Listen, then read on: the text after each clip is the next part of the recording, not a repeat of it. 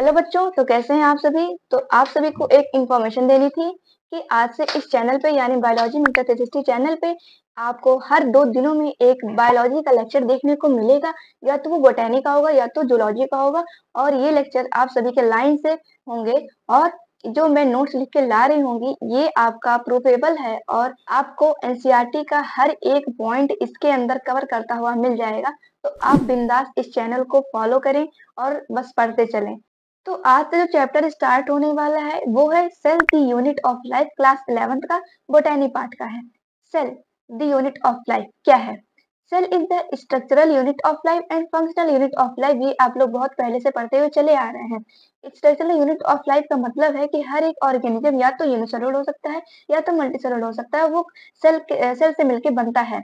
और functional unit of life मतलब होता है कि एक सिंगल सेल भी आपको सभी इसेंशियल फंक्शन करते हुए दिखने को मिलेगा। जैसे अमीबा हो गया, वो अपना सिर्फ एक ही सेल से मिलकर बना होता है, लेकिन उसके अंदर डिफ्यूजन, रेस्पिरेशन, एक्सक्रीशन, रिप्रोडक्शन और कई सारे प्रोसेस एक ही सिंगल सेल कर सकता है। और इसको हम बोलते हैं फंक्शनल यूनिट ऑफ लाइफ। मतलब कि यूनिट सेल सबसे छोटा यूनिट होता है, वो फंक्शनल भी होता है। एक सिंगल सेल भी फंक्शन कर सकता है सभी के सभी। एग्जाम्पल याद कर लीजिएगा, अमीबा। अब ये लाइन इंपॉर्टेंट है। Any structure less than a complete cell do not ensure independent existent. मतलब कि ऐसा सेल जो कि कंप्लीट नहीं हो, मतलब उसके अंदर मान लो सेल ऑर्गेनिल्स नहीं है, उसके अंदर न्यूक्लियस नहीं है, या उसके अंदर कुछ भी नहीं है, सिर्फ प्रोटीन है का कोट है ऐसे और डीएनए बस है, तो ये हमारा कंप्लीट सेल नहीं है। तो इसका एक्सेप्शन है वायरस, क्योंकि वायरस के पास कोई कंप्लीट सेल नहीं होता है और इसीलिए इंडिपेंडेंट एग्जिस्टेंस भी नहीं दिखा पाता है।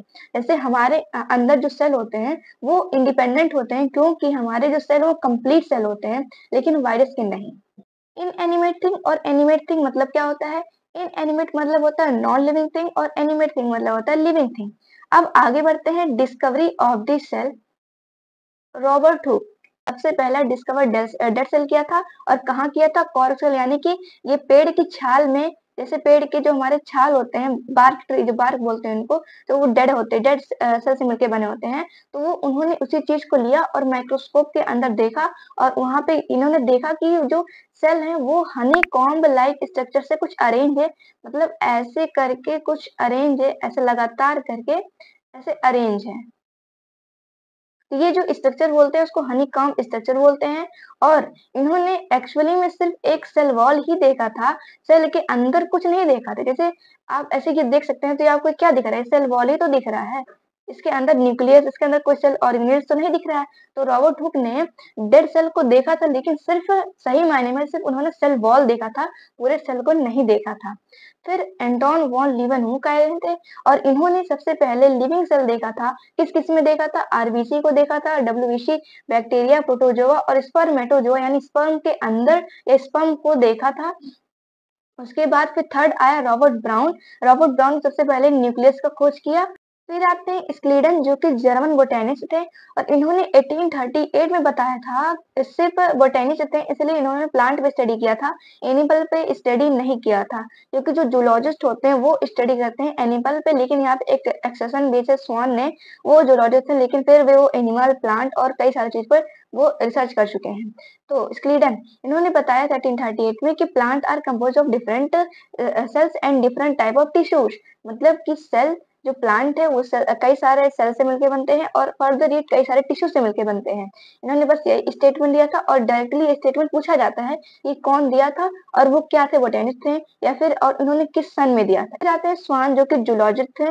मतलब इनको तो एनिमल सेल पे या एनिमल पे ही रिसर्च करना चाहिए था, लेकिन इन्होंने प्लांट पे भी देख लिया था। 1839 में एनिमल सेल के अंदर देखा कि आउटर थिन लेयर जो थी वो प्लाज्मा मेम्ब्रेन की थी।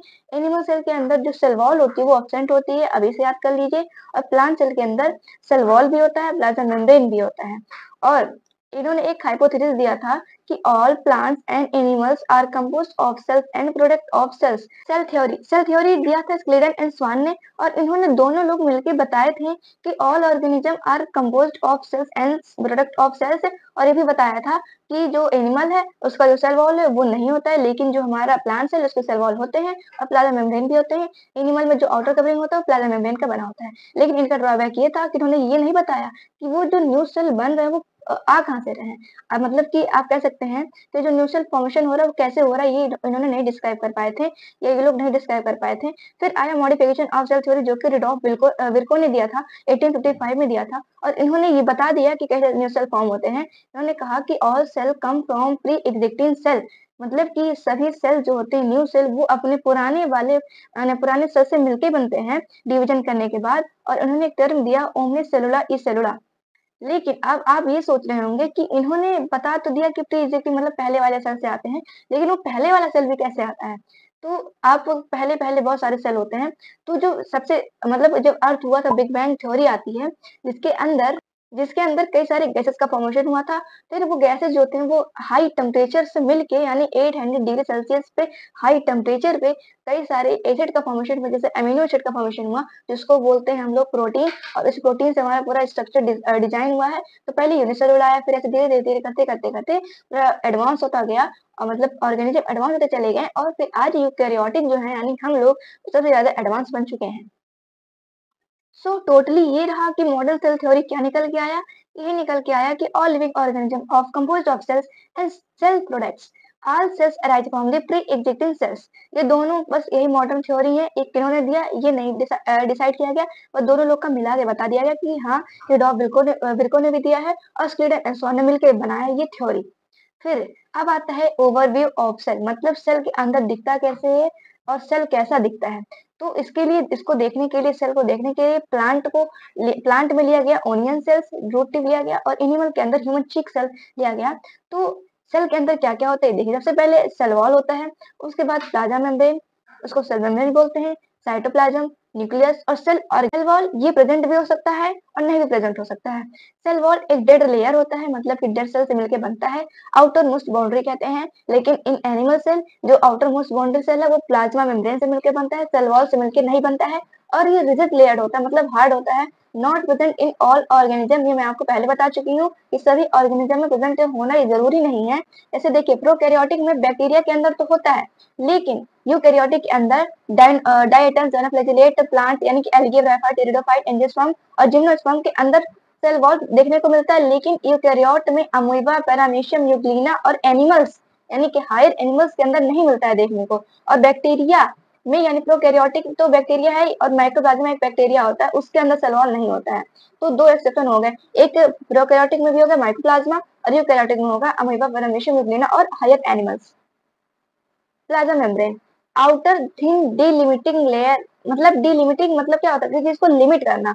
तो जो हमारा, जैसे आप समझ सकते हैं, जैसे हमारा जो सेल है जो, तो मान लीजिए प्लाज्मा मेम्ब्रेन से मिलकर बना, अगर सेल वॉल होता तो ये उसको पूरा कवर करता, और ये रिजिड लेयर होता है ना, डेड लेयर से मिलकर बनता है, तो बेसिकली ये मजबूती उसको देगा। तो इन प्रोकैरियोटिक या यूकैरियोटिक दोनों के अंदर जो प्लाज्मा मेम्ब्रेन होता है वो साइटोप्लाज्म से भरे होते हैं पूरे इसके अंदर, और इसको लिमिट करने का काम करता है। जैसे कि अब पानी फ्लो कर रहा है तो आप किनारे किनारे कुछ लगा देंगे तो वो लिमिट कर जाते हैं, यानी पानी वहीं पर फ्लो करेगा, उसके आर पार पानी नहीं फ्लो करने होगा। वैसे प्लाज्मा मेम्ब्रेन वही काम करता है, वो साइटोप्लाज्म को लिमिट करके रखता है और इधर उधर बहने नहीं देता है। और प्लाज्मा मेम्ब्रेन जो होता है वो लिविंग लेयर से मिलकर बनता है, और एनिमल सेल के अंदर plasma membrane outer most layer की तरह काम करता है, यानी प्रोटेक्शन उसको प्रोवाइड करता है। न्यूक्लियस, न्यूक्लियस को ब्रेन ऑफ द सेल बोलते हैं, और ये एब्सेंट इन बैक्टीरिया नहीं प्रोकैरियोटिक में।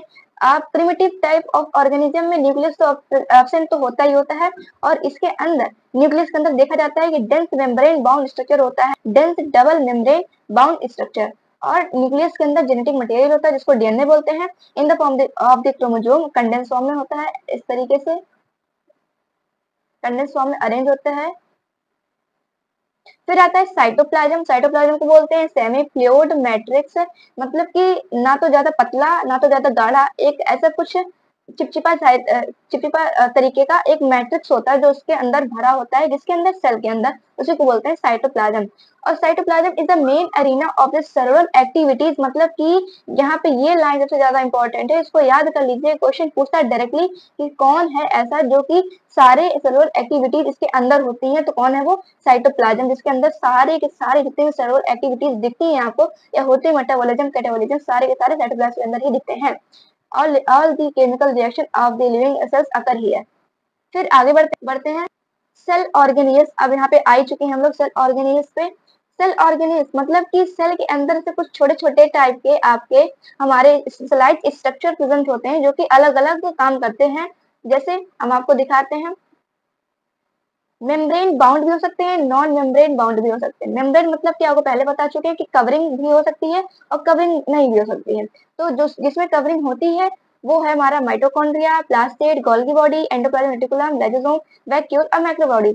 माइटोकॉन्ड्रिया और प्लास्टिड के अंदर डबल मेम्ब्रेन होता है यानी 2 कवरिंग होती है, लेकिन गोल्गी बॉडी और एंडोप्लाज्मिक रेटिकुलम, लाइसोसोम और वैक्यूल मैक्रोबॉडीज में सिंगल एक मेम्ब्रेन होता है बस। और मेम्ब्रेन बाउंड ऑर्गेनेल्स ये प्रोकैरियोटिक में एब्सेंट होता है। ये सब मैं आपको अगली वीडियो में बताऊंगी, तो चिंता मत कीजिएगा कि समझ नहीं आ रहा, आएगा समझ में।